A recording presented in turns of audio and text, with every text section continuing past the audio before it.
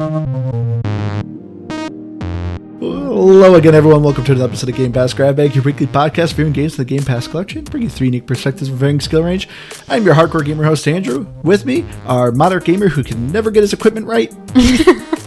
Hey. Did you forget we're recording and you had your mic up so you can vape? No, I had it up. Well, I wasn't even recording. I always try to get us to do a cold opening, and the one time you tried to, I didn't even have my recording going in time.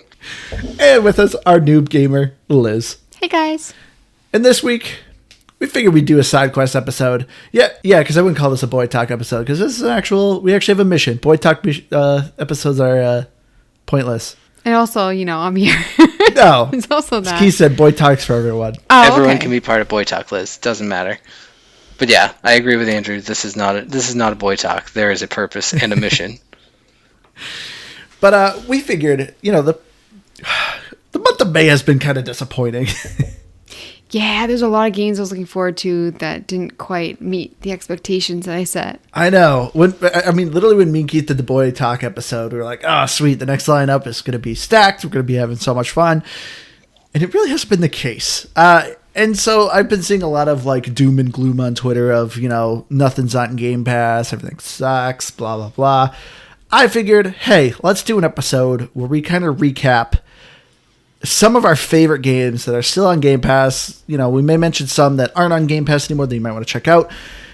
But there's a lot of gems on Game Pass. And also games that I think are worth the money that were originally on Game Pass that, if you're in a bit of a slump. Yes, definitely. But, we've done over 200 episodes, so we know a lot of you have not listened to our entire back catalog. So we also figured, hey, we could do this episode to kind of help some people out. If we mentioned a game here, you can go back to that episode and check it out and listen if you want more information, or just download the game yourself and check it out because, heck, Game Pass. Some of our old audio, though. Oh, my Don't God. go back too far. Yeah, no, I mentioned the very first game we played. I'm just kidding. Honestly, my audio in the first episode might have been better than some of my current audio because my microphone was working then. So, I'm not saying my content was better. It might not be worse either, but my audio was probably actually better. But you know what? I figured I'd kick this off. I just actually picked this randomly that I'd go first. But my first game that I highly recommend that I feel like just about anyone should check out. This game has quickly become one of my top 10 favorite games, and that is Frostpunk. Frostpunk, I always heard a lot of things about it. I'm a big real-time strategy person, and just Frostpunk just hit on so many levels for me.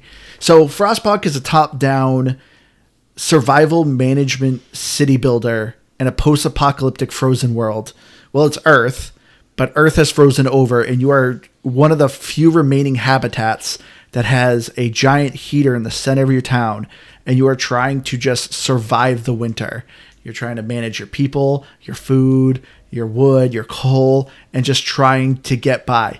The game is brutally hard, but it is brutally fun.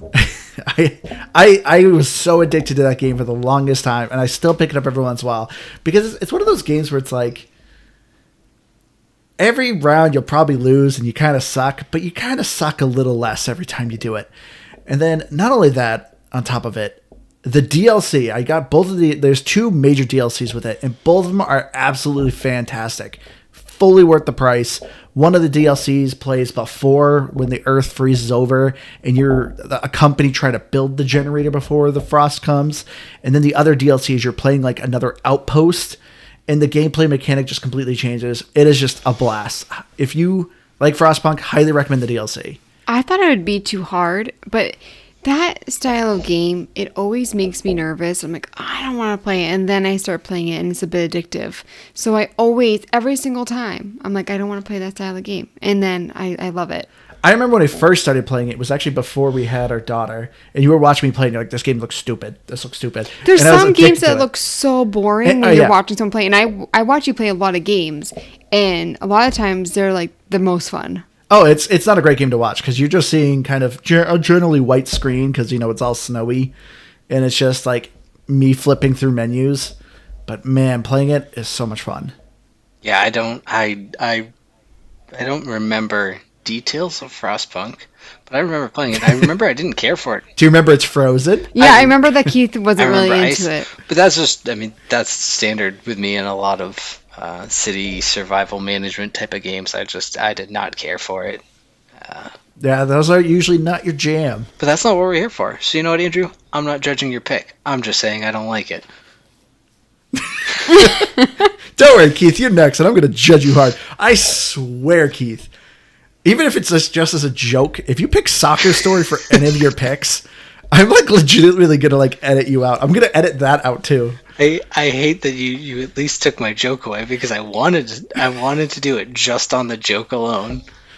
But no, I was gonna kick this one off with a game that I recently went back to. One that I think we all loved. I know Andrew, you did. I know I did, and I think Liz did as well. Can I guess? But I finally went back and I beat Pentiment, which is something that I had planned to do back when we recorded. Liz, actually, she could guess. You didn't even let her. You just ignored her. Oh, I'm sorry, Liz. No, it's okay. I know you didn't hear me. I was like, I guess fully not. in my zone there. I was wrong. I like your Were you honesty. going to guess? I was gonna guess Ori, or like I feel like Untitled Goose Game might come up at some point. Oh. But those were my two. I actually was looking at both of those games, and both of them were thoughts that I have. So I don't think you were too far off, Liz. But no, Pentiment was a game that when we played it, I was like, yeah, I'm gonna go back and finish this game. I was already towards the end of it. I was really into it, and I finally did, and I was so pleasantly just pleased with it. I guess I don't think that's how you're supposed to say that, but it was a game that at the time Pleasantly pleased. I really enjoyed it. When I picked it back up, I didn't feel like there was a whole lot of things that I didn't fully remember. So it's not just such an in-depth story that you can't go away from it and come back to it. But even if you finish it all in one sitting, I think it's like, I don't know, 12, 15 hours, something like that, if I remember in total. But it just, what a great story. It's actually just a nice, relaxing gameplay. It feels like it's stressful because you have to have those decisions, but there's no wrong decisions. It just all leads to the end. And I took a guess as to who the thread puller, the main enemy in the game, was back when we recorded Pentiment, and I was right. So just on that alone, I feel like there's something special about the game because I was right. Yeah, you're not a story person. This is actually kind of crazy that this is your first pick. A game that is super story heavy is your first pick. That's really crazy. I thought for sure you were going to kick this off with a roguelike. I mean, I think it's probably because I just went back so recently and finished it. It's fresh in my mind, and I'm sure that plays a big into it. But there's just, it's story driven, but it's so engaging. And like we talked about, the fact of, how it's so intertwined, like not historically accurate in the sense of the story, but the world that they've created, and then just how everything ties in at the end. Yes, I'm not a big story in video games, but I love when you get to the end of a movie or a TV show and all of a sudden like things from the first episode, the first half of the movie just start making sense and pulling into place. Yeah. And that was what Pentiment did, and that's the reason why like the story for me was like, wow, this was awesome. So if you didn't play it yet, go back and play it. If you haven't finished it, unless you were violently against it for some reason, finish it. It is worth the playthrough. Yeah, I agree with that pick, Keith. I was surprised how much I enjoyed Pentiment because like I was thinking the same thing when I was first playing. I was like, man, I'm gonna get bored with this. 12 hours. It's a lot of talking and dialogue choice. But man, by the end of that, I loved Pentiment. I feel like there's a bunch of games like this coming out though. There's another one that came out on Game Pass, like that begins with Ink or something. Like the vibe of it. Inculata. You were trying that, Keith. It's a different style of game. It is. It looks like Pentiment. I know, but I mean like the art style Yeah. though. Like, and then like Procession to Calvary, I feel like I would lump into this kind of. Oh, that's one I didn't even think of. But yeah, I mean, on that one too, because that's like a good 5 one. hours. So while you're at it with Pentiment, maybe go back and get Procession to Calvary out of the way. Calvary? Procession to Calvary, I think, is off Game Pass now, You're though. probably right. But yeah, Liz, you're right. There was like a weird stretch of this art style in Golanati or whatever. That's kind of a neat little game from the little bit I played, but I think it needs to come out of game preview first. So more to come, maybe. See, Andrew, you told me the ending, and so I'm kind of like, I don't want to play it. But I did enjoy it, but I wouldn't finish it. Oh. Yeah, no, because you very rarely finish a game. You always Do you know get to what? like You the last hour always and make you're like, "I'm comments done." like this, and then you're like, you've probably finished like one game, and then I list like 10. You're like, okay. All right. I think that's been a shtick we've had. So I want to guess, before Liz, you get into your first pick. Okay. So we're doing about 4 games each. I'm guessing. I have a long list. I'm guessing 2 of these games you actually finished. Well, she didn't finish Graveyard Keeper. I think. Oh yeah, I didn't. Do you know what? I'm the type of person. If I'm really enjoying a game, sometimes I won't even finish it, and then I'll just go back to the beginning and start playing from the beginning again. But no, anyway, I'm trying to think how many you can actually beat out of my top 4. Oh. Okay, Liz. Because it's weird because my favorite style of the game, I don't think any of them are in like my, top 4. But my first one, I think, is on your list, Andrew, and that's Slay the Spire. Yeah. That is a game I actually like. If we do like card trips or whatever, I'll play it. And it's so addicting. It's like a card. I can't describe games. It's a roguelike card RPG. But it's weird because it's and again one of those games I saw Andrew playing. I'm like, this looks so boring, and it's addicting. It's very one addicting. of my favorite games to just pick up because there's a lot of games that you're like, oh, I really want to go back to that. This is a game that I actually do, and it's loads of fun, and I feel like I don't win a lot, Yeah. But that is true. I don't think there is an actual definitive ending. So. But this is not my favorite style of game. There's another one that we played, Monster Train, that I did not like that much compared to this. See, I wrote on my list. I figured either you or Keith was going to pick Slay the Spire. So I was like, I'm going to do Monster Train as another Yeah, pick. I think this one is far superior. Just kidding. I just said that to be rude. But I'm kind of surprised that this is up there because I like the story-based games, the RPGs and stuff. Those are my genre favorite. is surprisingly RPGs. But you know what? I figured at the end I would just go into a little bit of all my favorite of those because, I mean, I can't choose between them. They're just too good. They are probably above Slay the Spire, but yeah, Slay the Spire. Man, And Keith, you really like that game too, Oh, right? I love Slay the Spire. I don't know that I would actually put Monster Train or Slay the Spire above each other. Only because I think they excel differently, and there's reasons why I like both of them more than, certain aspects of one versus the other. But ultimately, I think they're both fantastic, like roguelike card games, and I would pick them any day for someone to play if they were just looking for something quick and easy to play. I don't know why I didn't care for Monster Train. Like, I genuinely would pick Slay the Spire. That's one thing. It is. Is that why? Monster Train is very loud for whatever reason. It's so loud. I remember I was complaining about it then, and I was playing it, I don't know, maybe in the last month or so, and holy crap, it's loud. But I remember when we first recorded Slay the Spire, literally for like the next 3 weeks, whenever we recorded, Keith would play Slay the Spire while we're recording. Only 1 week, and it was when we did Slay the Spire. Okay. No, I could have swore you did it the week after. I did it 1 week, and it was while we did Slay the Spire. Do not accuse me of things I did not do. Okay. I also feel like at the end, there's some games that I kind of want to go back to because when we first started the podcast, I wasn't much of a gamer. Like, I played a couple games as a kid, and I played like Stardew Valley with you. But like, there's some games like We Happy Few that I think I rated higher than you guys. But I'm wondering how I'd feel about that now. Same with Ashen. I loathe Ashen. I was actually thinking about this the other day. I cannot believe that was our first episode was Ashen. What a pick that was. I know. Well, actually, technically, our first episode was Sea of Thieves. True.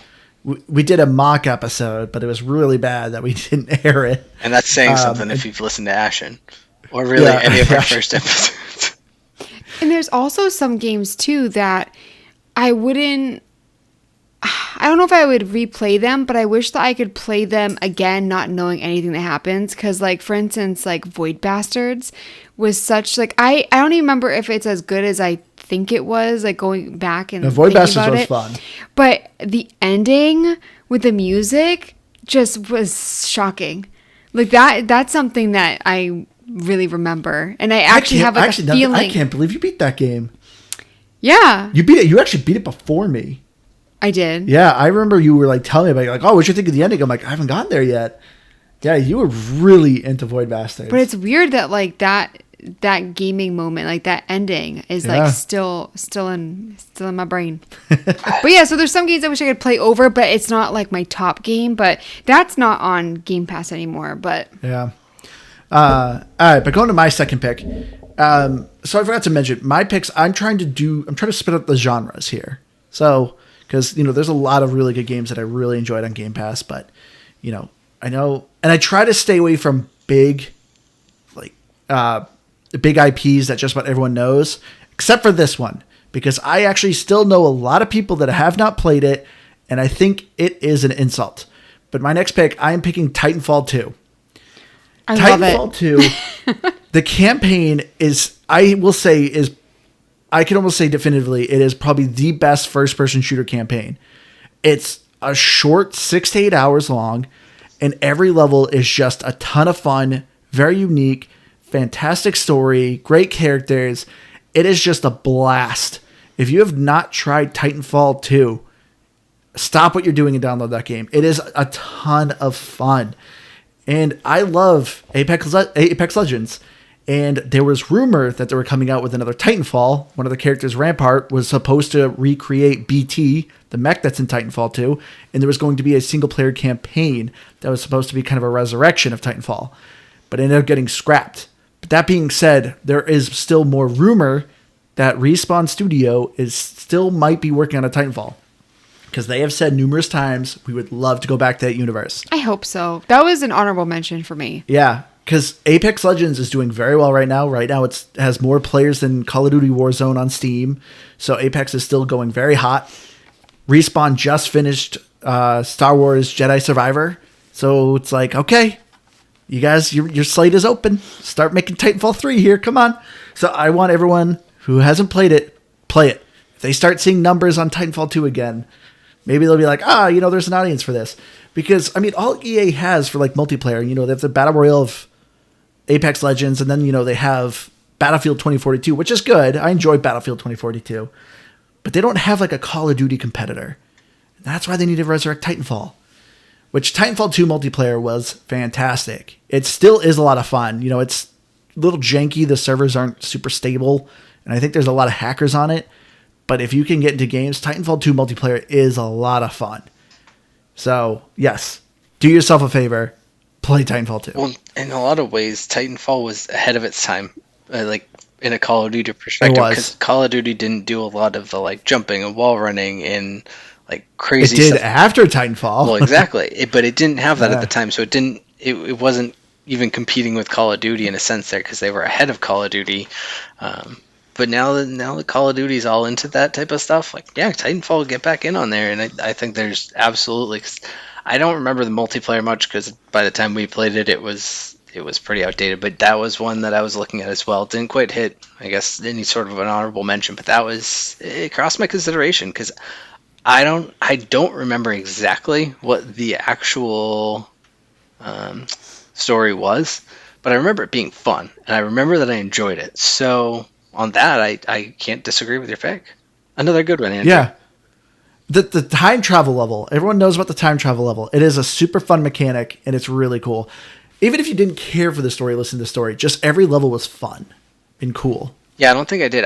I remember genuinely enjoying my time playing it, and so on that alone, and I actually can't say another good pick, because your first pick I didn't like. So way to join the club of good picks. I was thinking that, but I wasn't going to say anything. I said it, and I was like, oh, wait a minute. That's not right. His first pick was garbage. You were thinking of my great pick. Exactly. I was thinking of how we all had made great picks, except for Andrew, up until that point. So I'm not even going to say anything. Frostpunk is so good, Keith. Sure. No, I mean, I just because it's too hard for you. People are dying. I don't know how to make people live. Oh, Frostpunk's too hard. I don't know why you're attacking me. All I did was I said that I'm not judging you, just that you made a bad choice. That's all I said. And you're coming at me. Sounds like an attack on me. I think you're free to live your life. That's all.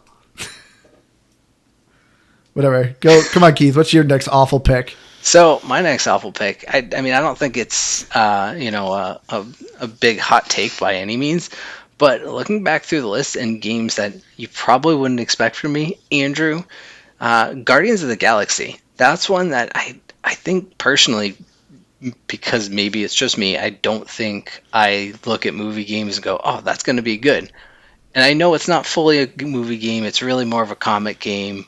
But all in all, I know Guardians of the Galaxy as the movie, not the game, so I associate it as a movie game, and it hit on every level. It was funny, it was fun, the gameplay was interesting, the dialogue was fun. It was just all around entertaining, and I had a lot of fun with it. So yeah, I would say if you've never checked out Guardians of the Galaxy, that's one I think is definitely worth revisiting. That unfortunately is not on Game Pass at the No. moment. I know.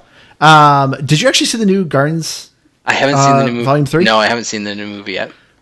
But I do. Man, I just watched it, and watching that movie, I was sitting there going, God, I really want to play Guardians of the Galaxy right now. Like, it felt so much like the game. The game felt so much like the movie, because, the game is a third-person action, shooter, and it's great team play, like, team banter, great soundtrack, and that's exactly how the movie was. I absolutely loved Guardians of the Galaxy Volume 3.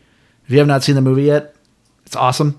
But yeah, that is a good pick, because there was a couple of moments of fight scenes where I'm just like, oh, this is just like the game. I really want to play that game again. But yeah, I was surprised how much I liked Guardians of the Galaxy as well, because it's a very long game, but it was a ton of fun. I feel like it's been a while since we played that. We did the Avengers afterwards. And so gameplay wise, I'm having trouble remembering Guardians. The Avengers, I don't think I liked as much as the Guardians game. The Guardians game I remember liking. Yeah, Avengers was supposed to be more of like a looter style game, but it was just not well fleshed out. But the Yeah. Guardians game was very story driven. That was a decent pick. I'll give it to you, Keith. Told you. But not on Game Pass, so you fail in that aspect. Well, you said not all my picks had to be on Game Pass, so well, there's one I of them. know. For my second pick, I picked a multiplayer game that I think is perfect if you have a significant other that isn't really into video games, and that is It Takes Two. Uh-huh. I think it's perfect for to play with your significant other. I mean, the story. I mean, it's about a marriage unraveling, but I just think Andrew and I had so much fun, like kind of like pranking each other while playing it, and Yeah. story wise, graphically, I just thought it was great. And there are some games that I also like that are multiplayer, like for instance Grounded, but I definitely felt like it was a game that was hard to I didn't think I did as well without you. You know what I Yeah. mean? Like it was a bit more difficult. And I think It Takes Two is just the perfect game to play with somebody that you want to goof around with, have a good time, and You say significant other. I feel like even if you have a kid, I feel like it could be a good game. it's true. Because it's but very forgiving. I think there's a lot of people out there that have a significant other that doesn't really play video games. Yeah. And I definitely think that it's easy to grasp. It's not too difficult. And it has a compelling story. And there's just so many things that I think are good for a newer gamer. Yeah, no, I fully agree with that. Because, yeah, it's very easy.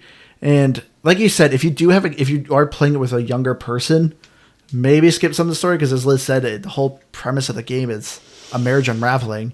But yeah, it's a very fun co-op puzzle, like third-person game. It's a lot of fun. I was surprised how long it was, too. But we did get a listener request to play the other game from that studio, so we may be visiting that What's that game? A Way Out. So let's see. My next pick, Keith, I know will not get mad at, because I know he agrees with it. But my next pick, I think you absolutely need to check out Tunic. Tunic is another top-down action RPG that is very similar to the old school Zelda. It is a game that I will say it takes a little bit to warm up with. I played the demo. I remember when I played the demo, I was like, this is boring. I did not care for this game. Even too, so I was like, all right, we're going to play this for the podcast. Let's check it out again. And I will say, yeah, the first hour or two of the game, I was still like, this is kind of boring and tedious. I don't know what's going on. Once I started to piece things together, Tunic was something truly special. It's really, really cool. I absolutely loved the art style, the gameplay, and just the overall puzzle of the game. When you're figuring things out, it is a delight. I was grinning when I was playing this game. I was having so much fun with it, and just like the puzzles that were in it. Absolutely check out Tunic. Like I said, it may take a little bit to warm up to, because it's just, you may not know what's going on. You're just like, this is very generic. But once you kind of start piecing things together, because it's also pretty difficult. But man, I absolutely love Tunic.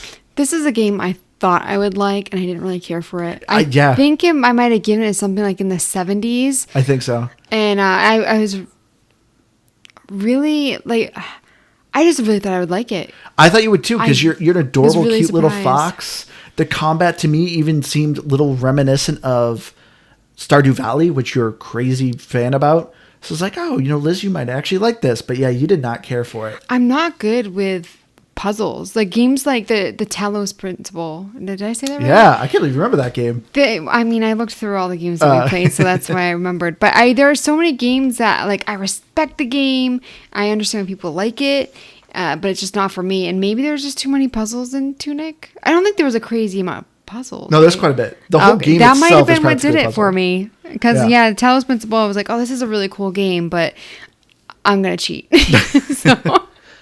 Well, no, I mean, I don't think you said it here, but I remember we talked about it on the episode, and it's that Tunic was one of the first games, and I don't know how long that I have sat down with a pen and paper next to me, Yep. and I've like taken notes, because it's the whole premise of the game builds into basically that you're kind of rebuilding a game manual, like an old school Nintendo game manual, which actually had more than just instructions. It had story, it had everything, and like it's such a cool idea. And I agree, it does take a little bit, and I think even it's hard because I don't know how they would kind of tutorial it for you, but it would took Andrew going, hey, just try everything, like and like I don't remember exactly how you said it to me, but it sort of made the game make so much more sense. And it was at that point where it clicked that I kind of fell in love with it as well. So, you know what, Andrew, I'll give it to you. That's a good pick. I can't disagree with it. You know what's funny too about this episode, Keith? How long did it take you to like come up with your picks, like, and prepare for this episode? I mean, I'm still pretty much doing it as we go. I did it within like a minute. Liz over here, let me see your paper, Liz. Let me show Keith. Liz wrote like a full like thing of like breaking things down. Liz spent hours preparing for this. And I'm still not happy with my list. I feel like it doesn't show like my favorite style of games. And like I'm so indecisive. And like you said, I was trying to find like different types of games and things like that. And I can't pick. I love it. I thought this was going to be something super easy of an episode for us, because we've had a very busy week, and I was like, this would be nice information for our listeners. I was like, oh, this will be like something easy and relaxing. And I remember when I first like told you guys like what we're gonna do, you're like, oh man, I got to go through the list. I got to figure things out. And yeah, it shows, Liz, you have this whole like paper filled. I just like pick four games that you'd really recommend, because there's just too many good games on Game Pass. Yeah, I mean, to be honest, I have Spotify up right now, and I've just been scrolling up and down the list, and from time to time I've just been tuning out things that you've been saying, because I'm like, what did I think of that? I mean, that's every week. Well, yeah, but this one in particular, like I'm like hardcore tuning you out. Like, to be honest, when Liz picked Slay the Spire, I didn't actually know until about halfway through when she said Monster Train. I was like, oh, okay, it's all piecing together now. I know where we're at. You're solid work, Keith. So. I could have sent you a list of all the games that we've played. I think you guys know how committed I am to working hard for this podcast. I know, but it's like I'm giving you the answer key for a quiz. I'll just text it to me. All right, Keith, hit us with your third. Well, so I think we're kind of all doing this a little bit. And Liz, you were saying, you were kind of saving all of like your genre favorites for last, and that's kind of what I'm doing a little bit too. Is like I think everyone knows, like, oh, Keith will pick a roguelike, and so I'm just gonna kind of throw a bunch of roguelike stuff at the end and kind of lump that all into one. So that's where I've been doing this. But as I've been going through the list, because, that's how I've been doing it, I keep going back to Chorus, because Chorus is another game that, and maybe again, fresh in my memory, but I just didn't expect to like, because I don't care typically I didn't for either. space type of game, like flight space. I kind of get lost in the environment, and You get lost in space. I do. I get lost in space. Danger Will Robinson.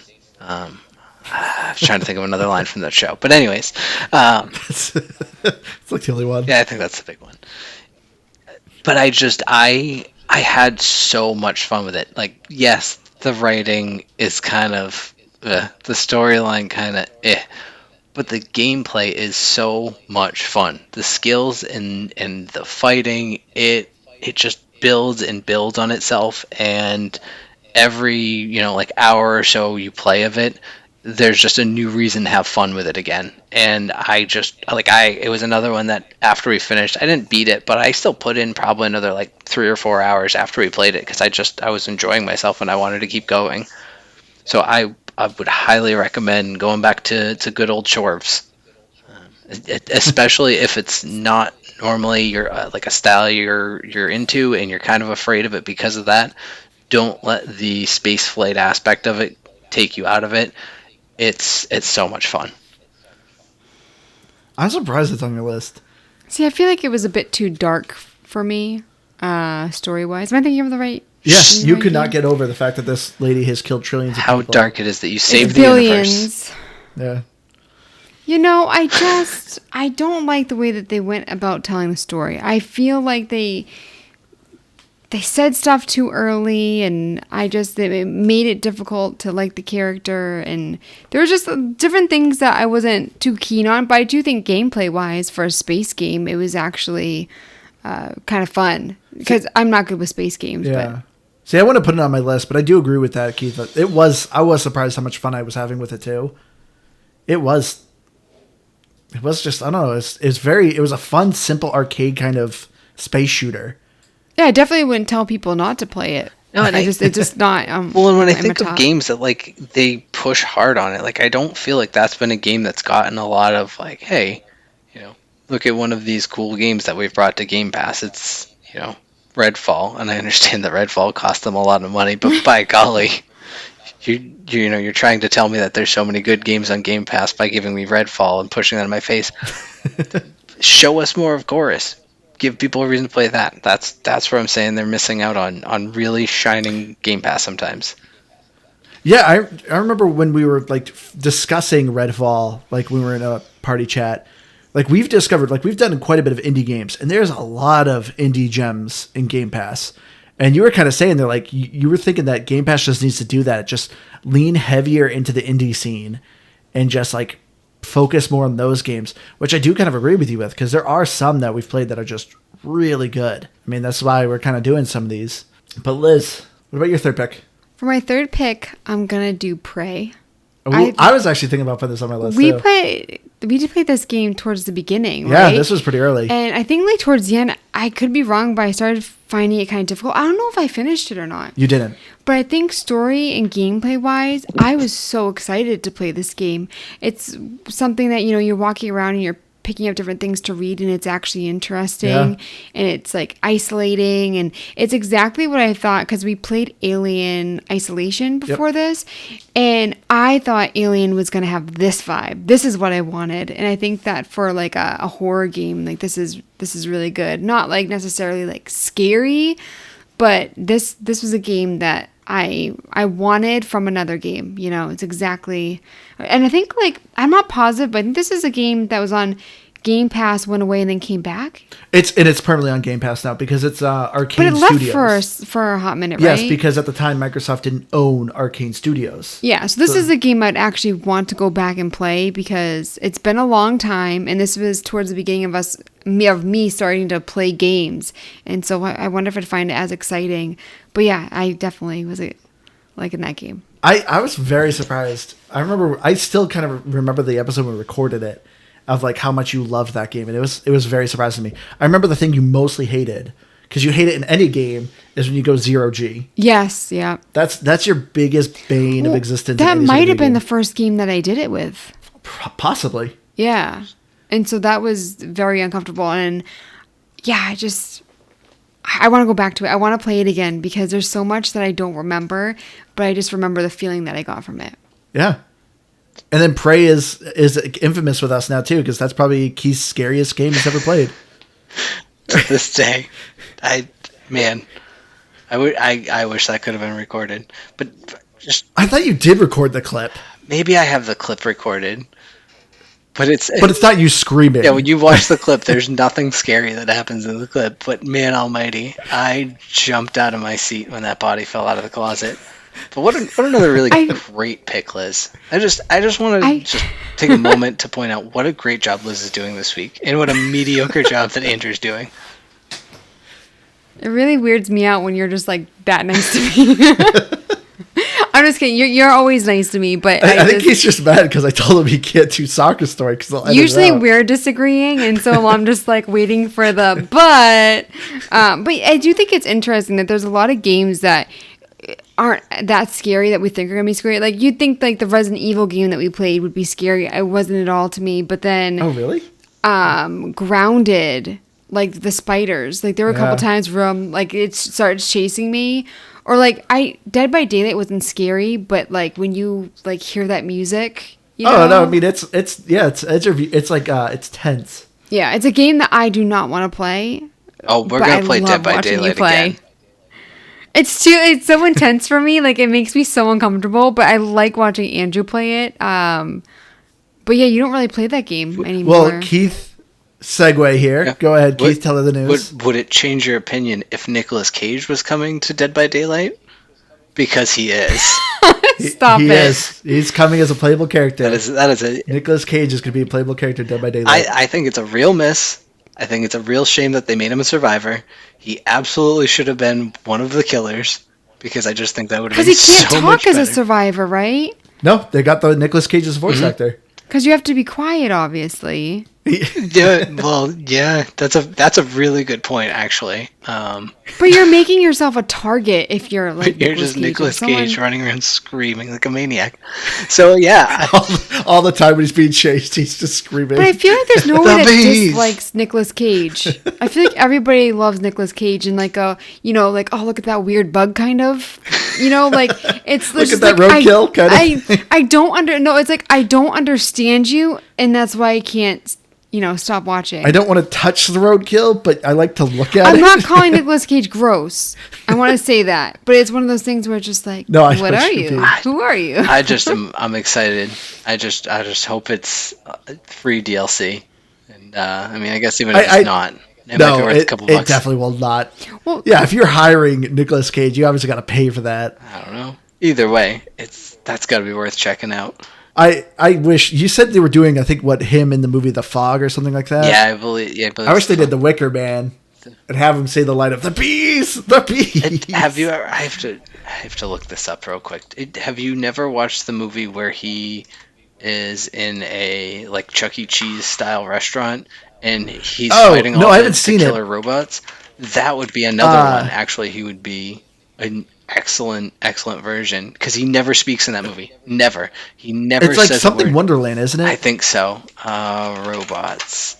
Nicolas Cage robots. Willy's Wonderland. Willy's Wonderland. Oh my goodness, I can't recommend that movie enough. And yeah, that is another big miss, because that would be another good survivor one. He's a survivor in that. He survives through the night. And yeah, the killer could be one of the animatronics. Yeah, and he never says a word. So like Liz said, he really doesn't say a single word in the movie? No, it's incredible. Not a single word the entire movie. I gotta check that movie out. Man, I can't say it enough.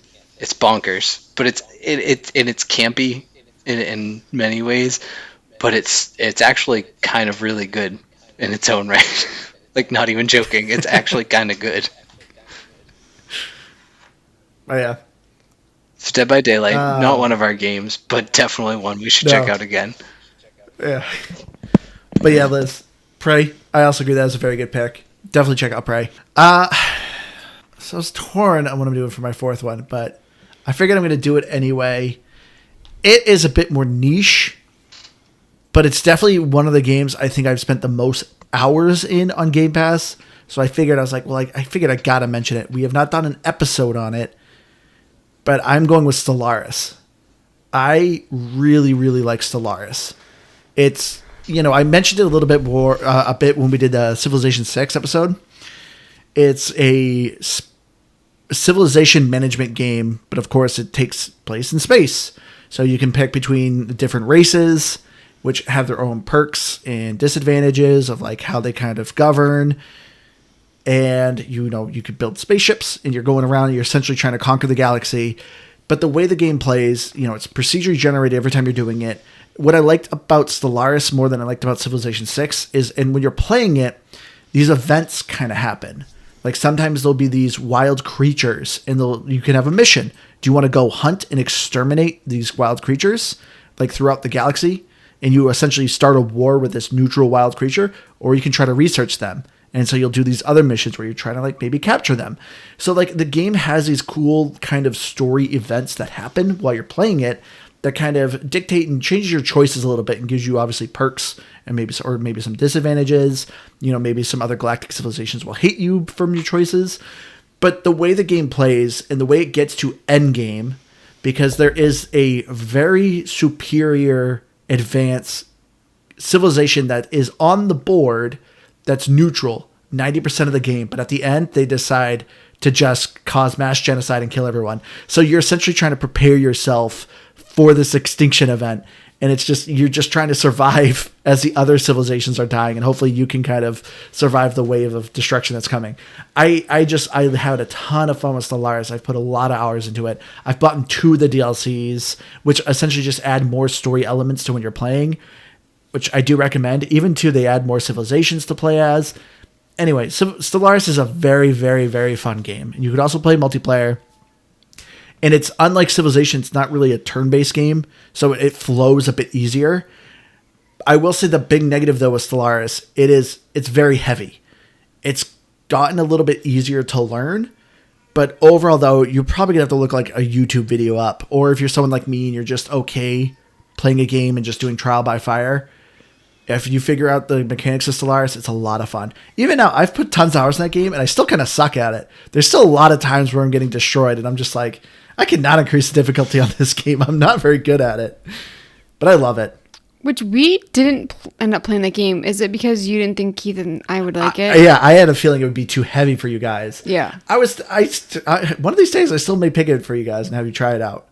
Because Keith loves Civilization. So I figured, worst case scenario, Keith might enjoy it. I remember trying it. I don't know that I gave it maybe more than an hour, if I'm honest. So I can't say that I gave it an honest try, but I did play it for a bit, and I know exactly what you're saying. It's very heavy, and that was where I was struggling to play it. I don't know, but I guess if I was forced to, I probably would. But I do agree, I love Civilization. I've also put quite a few hours into that game post-recording, so. So my 4th pick, I went through, and I landed on. I had it. Hold on. Give me a minute. Now I've forgotten. So prepared, Keith. I had it. This is quality podcasting here. Don't you patronize me. Now I'm all thrown off. Now I'm. Should Liz just go? No. Liz, thank you for taking this job seriously. Hey, you're slightly above where I am, and I had my answer, and then I got sidetracked. I think Keith needs just Post-its. Post-its, probably. That's what I've been doing. Or you could have your notes up in your phone. This is true. That way, because I have to have pen and paper, because it's not that I want to be prepared. It's because I can't remember anything. Yeah. No, so there we go. I'm on it now. I'm back on it, because it's another one that you wouldn't have expected me to pick, but I have my reason. And the reason being is because, just like all my other ones, really, it surprised me. And I stayed away from it for so long. I was afraid of playing its semi Souls-like removed, and that's Hellblade: Senua's Sacrifice. And that was one that it was one that I was so much more pleasantly surprised with than I thought I was gonna be. I enjoyed the combat. It actually wasn't overly difficult. The story actually kind of surprised me in how much I don't think I loved it, but I actually was following along with it. I tend to enjoy kind of mythology and things like that, so being built around a lot of that. I thought it was pretty cool, and the audio aspects and the way that it plays is I thought really cool. And there's a new one coming out, so chances are when that new Hellblade comes out, Senua's Sacrifice is going to go away. I think, although it's a Microsoft IP now. Yep. Okay, so I guess maybe it won't, but I know a lot of times the originals will go away when the sequel comes out. But if that's the case, maybe try to get Senua's Sacrifice before it goes away. But otherwise, it's just, I don't know. Try to play it before the new one comes out either way, because I think you'll want to play the new one, and it'll be a good refresher. I had such mixed feelings of this game. Like, I thought that I would enjoy it more, but I felt it hard to enjoy it, but not in a way that it was like negative about the game, if that makes sense. But yeah, that's an interesting pick. Yeah, I want to shake things up. Oh, okay. You made me question myself, but no, it's not going to go away, Keith. Hellblade is a Microsoft-owned studio. It's Ninja Theory. Okay. The people who also did a Bleeding Edge. Yeah, that's one we don't have to recheck out. If you even can. I don't even know if you can play that game anymore. I thought the servers were down, but I think I've seen people playing it or mentioning it. Good for them. I think they're just not patching it at all anymore. It's like Overwatch, but not good.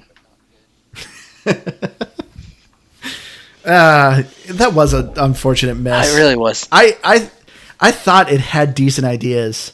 Yeah, and I remember kind of having some fun with it when we played it, but the difference is in other hero shooters, I can pick those up and play without having friends online and have fun sometimes. But Bleeding Edge, I remember just being like, if we weren't playing as a team, it was just not worth playing. Yeah, if your whole team was not there and you're doing a 4v5, you are like guaranteed to lose. Oh, that too. So that was a game that was very much like, if you don't have a squad, it's not that fun. But yeah, I remember Liz didn't like Hellblade, so I thought you were the same one who didn't care for it. I forgot that you really liked it. I did. I actually surprisingly did. Because I remember, Liz, it still makes me laugh of your comment of, nobody told me, like, because the game has interesting audio of, like, people talking behind you. You're like, I never thought about how annoying it would be to be, like, have psychosis. Yeah, because I mentioned when we were doing this that my brother's paranoid schizophrenic. And, like, I always thought about, like, how scary it'd be to hear voices, but not how flipping annoying. I would, like, I don't know how people handle it, you know? I could just imagine, like, Liz, like, if she ever did develop psychosis, she'd be like, "Oh, shut up, people!" Like, my own thoughts are enough, you know. Yeah. Too much. Too many people in here. Hi, Liz. See, like, I'm second guessing it, but because there's so many games in my runner-ups, which I know we'll go over, but for some reason I felt compelled to put Psychonauts 2 in my. That was the other one I was going to put. I was going to put both Psychonauts 1 and 2. I didn't play the first one. But the second one, I mean, Jack Black's in it, first of all. Yeah. But there's just so much cool stuff with this game. Like the characters and the music, the story.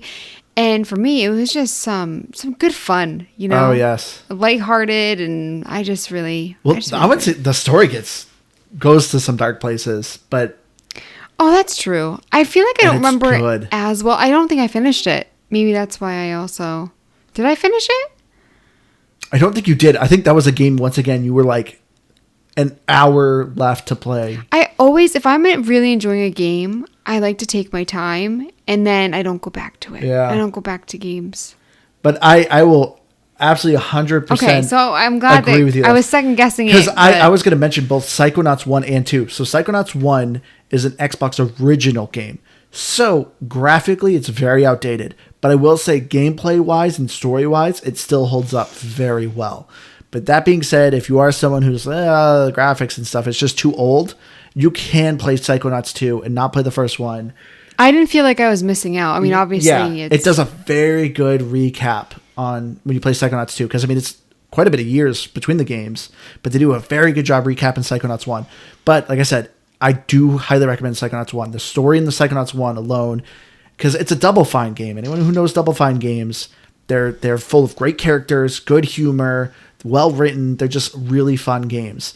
And yeah, Psychonauts, the first one, just does not skip a beat with that. But yeah, Psychonauts 2, I was afraid they would not capture the magic, but they absolutely did. And I remember that was the kind of the game that kind of started us. Actually, no, it was the other Double Fine game of Brutal Legends, where we started talking about, like, how could Jack Black improve this game? Oh, yeah. Jack Black was great in Psychonauts 2. Wasn't he in the first one? Or was... No, he was not in the first one. Oh, okay. So then, yeah, it definitely would have been Brutal Legends in our first Jack Black special. Well, because I think it might have also started with Terry Crews at some point, too. Because he's another one that could improve most of it. Because we did Crackdown. Yeah. Crackdown 3, which was unfortunately not that great of a game. Yeah. Another promised beauty from Xbox. Sorry, Liz, I cut you off. Yeah. This is a game that it's not my top pick, but I'm really surprised that I've been enjoying it again. So I randomly had a hankering for Cheez-Its, and I decided to buy some Cheez-Its, and had a picture of Minecraft on the back. And my daughter immediately knew that it was a game. She was like, I want to play that. Like, she just looked at the picture and knew, like, it was a game. Which is wild. And it's not 3. even an impressive picture. It literally shows Steve, a creeper, in a building. Yeah. And she was like, I want to play this. It's like, okay. So we put on the creative mode, and we started playing it, and it is crazy addictive. And I also find myself, because wherever I am in the world with my daughter, she's seeing what I'm doing and wants to either destroy it or change it or do something. And I'm trying to build, like, what I want. And so it's like, okay, do you know what? She's already done her thing to this, so I'll just, keep playing it, and then I'll just do my own thing after. So, like, I find my own little area, and then, I start building it, and then she's like, oh, I want to go there. And I'm like, oh, yay. Like, I just... I love watching I think you play. I'm always too, like... I'm too, like, set in my ways to, like, really enjoy somebody, like, and then also, like, sometimes I'll start putting, like, something there, and she'd be like, no, like, that, like, she doesn't think it looks good. I'm just like, It was funny watching, because you, like, for me, you were building a greenhouse, and you were almost done. And then, like, your sister called, and you started talking on the phone. And I see just Piper come in, and she starts destroying all the glass in the greenhouse and changing it with a different color. And she'll put I just lava saw you come in into the room, there. and your face sunk. Yeah, You're just like, she'll put, like, lava and, like, waterfalls in there. And, like, she learned how to do that real quick. And then she, like, wants, like, the bats in the house, but then the bats break the walls. And then she's like, ooh, I want to break that and put new walls. And it's just like, It's fun, but then I'm also like, I kind of want to go to the original with, like, the creepers and stuff. Yeah, I haven't had a chance to do that. I don't think she didn't like that. She wanted to put her in her place, basically. basically. Like, no. Yeah, you think it's fun to just destroy stuff? Look what happens when you destroy stuff. The creepers are going to come in, and then what are we going to do? Because now we don't have walls. Thanks a lot. But yeah, I wasn't going to put that in, like, any of my top playing ones, but now that I've gone back to it, I'm like, do you know what? It actually was kind of fun. But yeah, we should go into our, should we just, like, go take turns listing our, runner-ups? Some quick runner-ups going on. So my quick runner-up I'm going to do, because I wanted my list to be games that are still currently on Game Pass. So the ones I said you can still play right now. But I'm going to do now honorable mention that is no longer on Game Pass, but I thought is a ton of fun, and I still miss it. I mentioned it a couple weeks ago, but that is Riftbreaker. Riftbreaker is a top-down... turret defense base builder action RPG where you are playing a girl inside a mech who has gone to an alien planet, and your goal is to try to make this planet habitable and try to build a portal so people from Earth can come to this planet.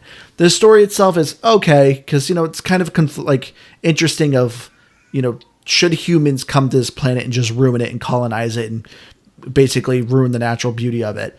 But the story kind of gets swept to the side at the end. What I loved about Riftbreaker is, like, you have a central base that just starts as this measly little plot of land, but you just keep building it and building it and building it. And by the end of the game, it is just massive building. You have, like, 20 layers of walls because you keep growing this base, and it just becomes this big amalgamation of a base. And I just thought it was super cool.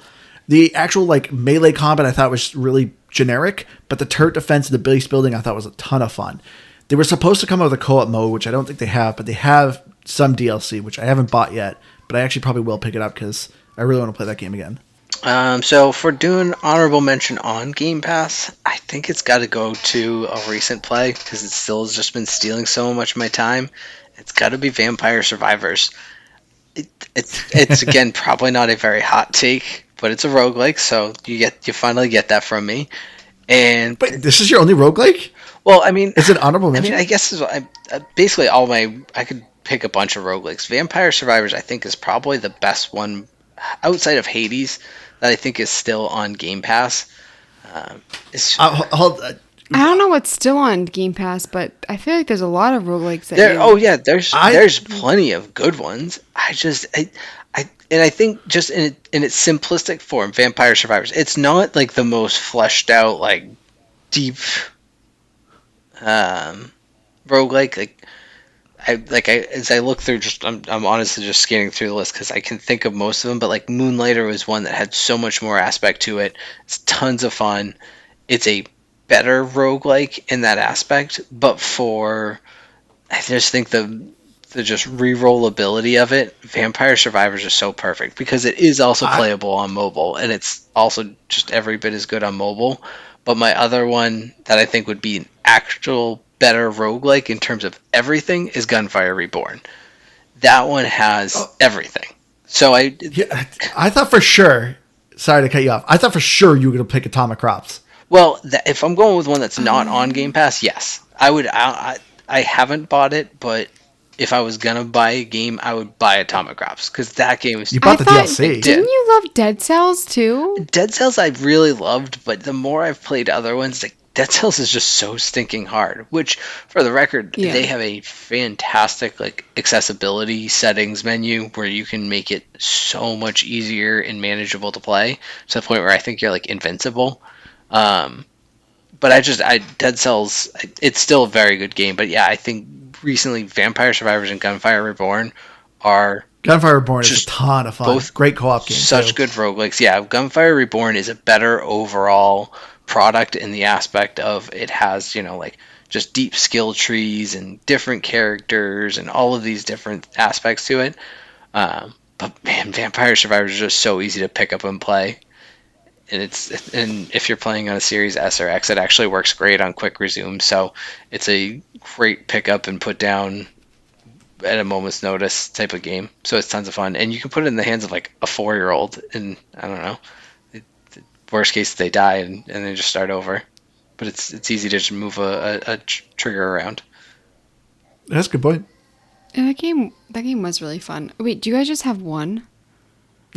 Do as much as you want. Okay, Liz. let me just Spitfire throw it them. out there.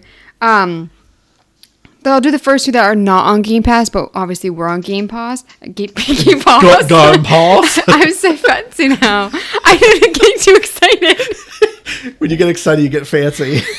That was embarrassing. I just like, imagine you getting well- pulled over by the cops. Oh Lord, me! Would you like my registration?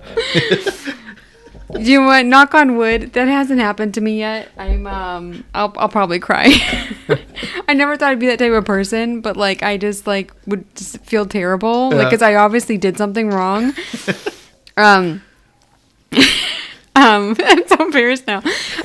Operencia. That great game. was That was a really such a good good game. one. That is a game that like I would love to replay that, and I think it would 100% be worth the money. And that was one of the beginner games that we did. Yeah, Operencia was really cool. It was like this first person, like dungeon diver with a fantastic story about like Turkish mythology, and then it was also a turn-based RPG. It was really cool. 100% that almost made the top 4. And Yeah. then, there's 2 that aren't on Game Pass. The Witcher 3. That was really. I wanted yeah. to pick that, but I was like, that's a big IP, so I avoided picking that. And then I want to play Graveyard Keeper again to see if it was worth. I wasn't sure if it was one of those games that. I mean, musically, I really did love it, but I wasn't sure if I liked it as much as I remember. Or if it was just like I just felt like poking Keith, you know. I think I did love it as much as I let on, and I think I really want to play that again. But then, oh my gosh, there's another one that's on Game Pass. Alan Wake, of course. Yes, and Love. Alan Wake 2 just got announced. It's coming out this fall. And the side character was my favorite. I thought Alan Wake was kind of a jerk. But the side character what was his name? With Barry. The Christmas, Barry. And it's interesting because there's like some stealth elements with like the flashlight, or kind of stealth. Yeah, it was another kind of one of those horror, not quite, just more creepy. Yeah. That's But good. on Game Pass, I mean, of course, Halo. Come on, like, Wow. where have you been? Quantum Break. Oh my gosh, I love that. These are the games that I probably like the most, and that this is like, Quantum Break. I think I looked it up and it's still on there. Okay, I yeah, could no, be you're wrong. right. It left Game Pass for a month. Yeah. Because there was licensing issues that it like had to be taken off for a month. It was something weird, but I think it is back. Wolfenstein: The New Order. Oh, I was Another going to put great that on my one. list because I'm like, this is kind of a big IP. I was like, but people really need to play Wolfenstein. It is a really good game.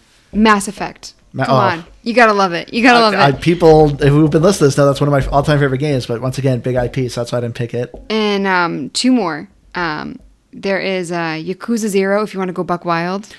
I was really surprised how much I liked that game. All of Yeah. us actually really love that game. And that's why like I had to put it on here because it surprised me so much.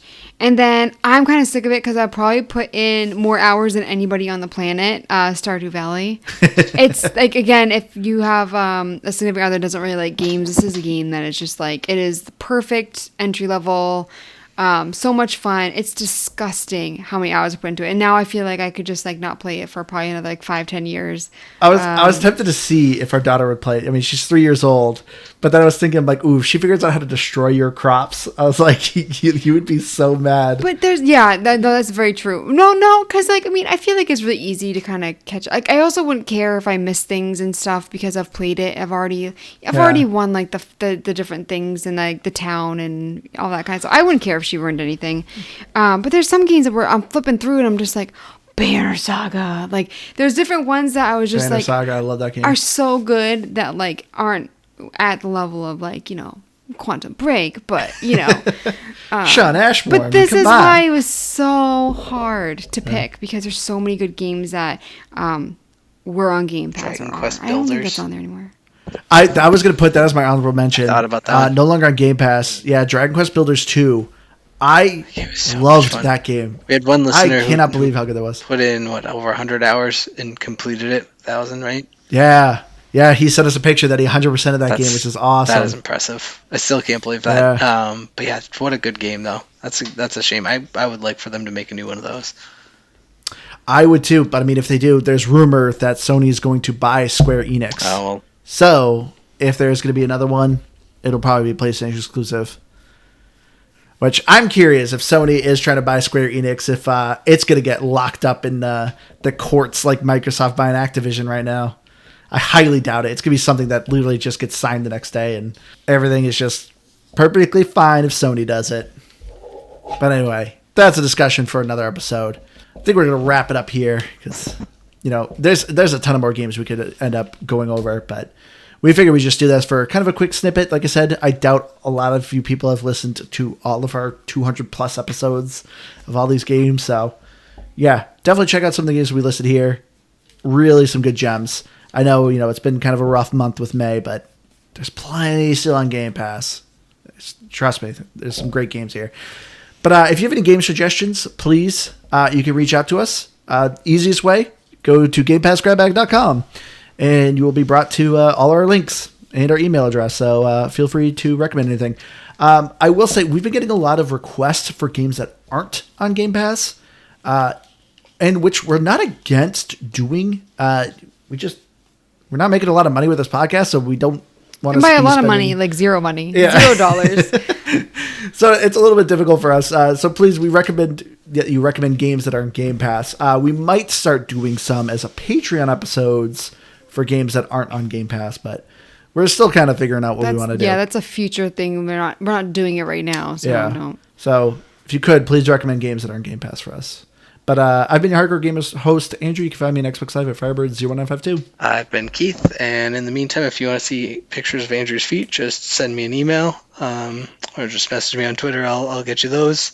And My feet? Did I have it up on the camera? no, I was Did you really? no. Oh, okay. I was going to say I have nail polish on my feet right now Because for you my were daughter. talking about Patreon, it was a feet pictures joke. Oh, okay. Um, Okay. so I literally was like scratching nail polish off earlier. I thought you took a picture. Your foot was up there. I really thought that you had taken some. So that's what that was. And then otherwise, soccer stories. I'm editing that out. I'm Liz Noob, Gamer Tech. Come on, I'm Dean. And I'm on Twitter at Liz Noob, BusyW. All right, everyone. We love you all. Thank you so much for joining us. We'll see you again next week. Hey.